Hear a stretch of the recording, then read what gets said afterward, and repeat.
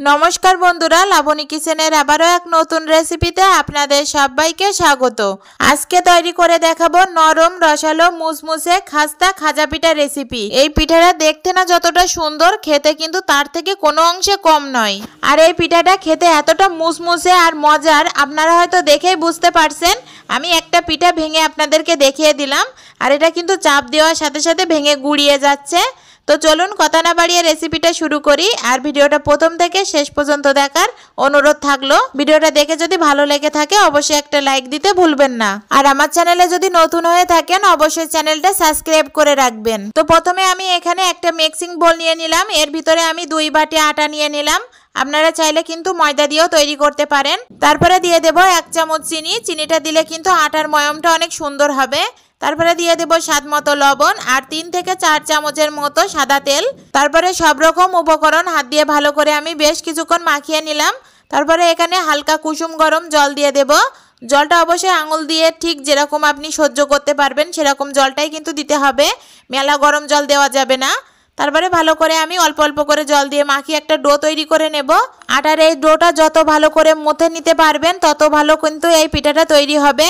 তো আমি কিন্তু 10 থেকে 12 মিনিট ভালো করে হাত দিয়ে ডলে ডলে মথে নিয়েছিলাম। তো আটার ডোটা আমি বেশ ভালো করে কিন্তু মেখে নিয়েছি। তারপরে এটা আমি 20 মিনিটের জন্য রেস্টে রেখে দিলাম ঢেকে।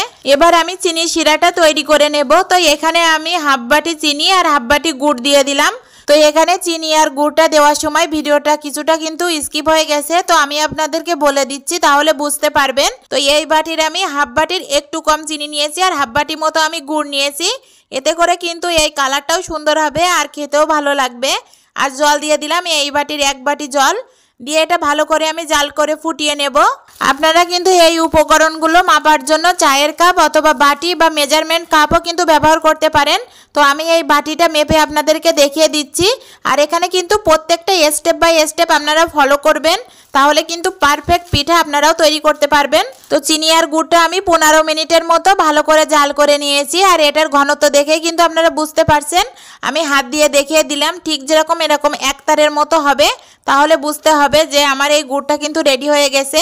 এবার এই গুড়টা যাতে জমাট বেঁধে না যায় সেজন্য আমি এখানে প্রায় একটা লেবুর অর্ধেকটা মতো লেবুর রস আমি চিপড়িয়ে দিয়ে দিলাম। এই লেবুর এই রসটা দেওয়ার ফলে কিন্তু এই গুড়টা জমাট বেঁধে যাবে না। তো এটা আমি নামিয়ে রেখে দিলাম। আর এই গুড়টা কিন্তু ভালো করে ঘন করে জাল করেই নামাতে হবে, না হলে পিঠাগুলো ভিজানোর পরে ক্রিস্পি আর মুসমুসে হবে না। তো এবার আমি যে ডোটা আমি রেখে দিয়েছিলাম সেটা আমি আবারও একটু ভালো করে হাত দিয়ে চটকিয়ে মথে নেব। তারপরে আমি এখানে 4টে বলের মতো করে নিলাম। তারপরে আমি ওখান থেকে একটা আটার বল নিয়ে বেলন পিঁড়ির উপরে রেখে আমি রুটির মতো করে বেলে নেব। ঠিক যেরকম আমি রুটি তৈরি করি ওরকম রুটির মতো করে কিন্তু বেলে নিতে হবে। আর এটা কিন্তু একটু লম্বা করেই বেলে নিতে হবে, এতে করে এই পিঠাগুলো কিন্তু সুন্দরভাবে তৈরি করা যাবে। তো আপনারা কিন্তু দেখতেই পাচ্ছেন আমি রুটিটা ভালো করে লম্বি করে বেলে নিয়েছি। এবার এটা একটা ছুরির সাহায্যে চারিপাশ থেকে যে একটা অংশ আছে এটা আমি কেটে সমান করে নেব। তো চারিপাশ থেকে যে রুটিটা ছিল এটা আমি কেটে সমান করে নিয়েছি। তারপরে এবার আমি ডিজাইনটা দেব। তো রুটিটা কিন্তু 4 কোণা লম্বা করে কেটে নেওয়ার পরে ভিতর দিয়ে এরকম ছোট ছোট করে দাগ দাগ করে কেটে নেব। পরে আবার এর ভিতর দিয়ে আবার ছোট ছোট করে পাতলা পাতলা দাগ করে করে কেটে নেব। আপনারা তো দেখেই বুঝতে পারছেন ঠিক কিভাবে কাটতে হবে।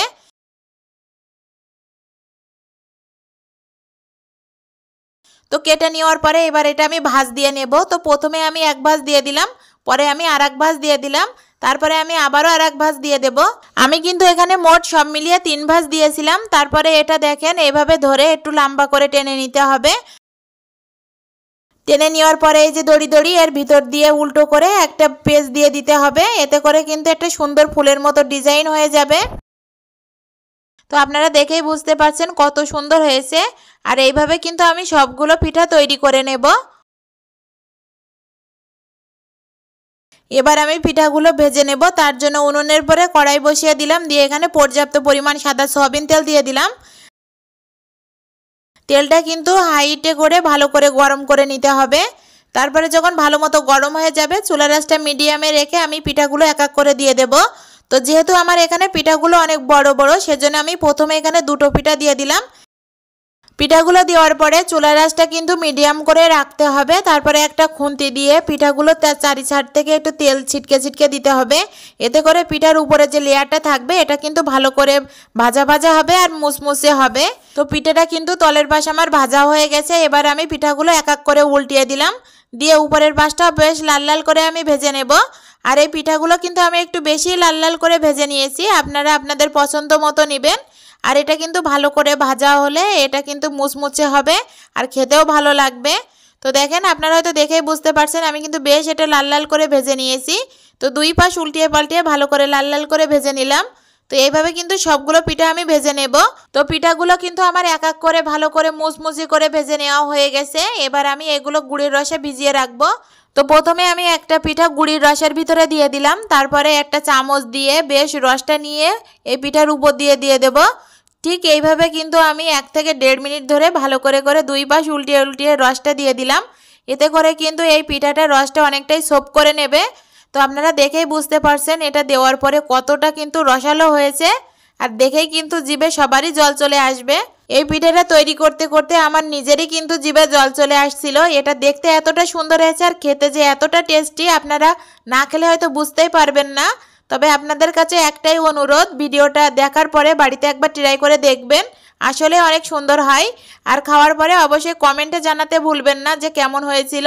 এইভাবে কিন্তু আমি সবগুলো পিঠা এইভাবে রসে ভিজিয়ে নিয়েছি বেশ 1 থেকে 1.5 মিনিট ধরে। আর আপনাদের কাছে যদি এই গুড়ের রসের পরিমাণটা বেশি থাকে তাহলে 2 থেকে 3 মিনিট ধরে এটা ভিজিয়ে রাখতে পারেন। এতে করে কিন্তু সুন্দরভাবে এই রসটা সোপ করে নেবে। আর আমার এখানে যেহেতু গুড়ের রসের পরিমাণটা একটু কম ছিল, সেজন্য কিন্তু আমি 1 থেকে 1.5 মিনিট ধরে চামচ দিয়ে ভিজিয়ে নিয়েছিলাম। তো সবগুলো পিঠা কিন্তু আমার রসে ভেজানো হয়ে গেছে। এবার একটা সার্ভিং ডিশে সার্ভ করে আপনাদেরকে দেখিয়ে দিচ্ছি। তো দেখেন কতটা সুন্দর হয়েছে, এটা দেখতে যতটা হয়েছে ততটা মুসমুসে আর ক্রিস্পি। আমি এখানে একটা পিঠা ভেঙে আপনাদেরকে দেখিয়ে দিচ্ছি। তো পিঠাটা হাতে নেওয়ার পরে দেখেন ভেঙে গুড়িয়ে যাচ্ছে কিভাবে। আর এই পিঠাটা যখন আমি হাতের ভিতরে নিয়ে চাপ দিচ্ছি তখন দেখেন একেবারে ভেঙে একেবারে গুড়িয়ে গেছে। তো এতটা সুন্দর ছিল এই পিঠাটা, আপনাদেরকে বলে বোঝাতে পারবো না।